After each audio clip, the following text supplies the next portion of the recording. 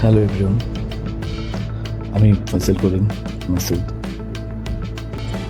আমি তাকে 5 লাখ টাকাও দিয়েছি, অগ্রিম চেয়েছিল। আপনারা যে হাদি হত্যাকাণ্ডের সাথে আমার জড়িত থাকার কথা জানেন। আসলে প্রকৃতপক্ষে আমি হাদি হত্যার এই ঘটনার সাথে কোনোভাবেই জড়িত না। হাদি হত্যার সাথে কোনো সম্পর্ক নেই জানিয়ে সামাজিক যোগাযোগ মাধ্যমের ভিডিও বার্তা প্রকাশ করেন ফয়সাল করিম মাসুদ।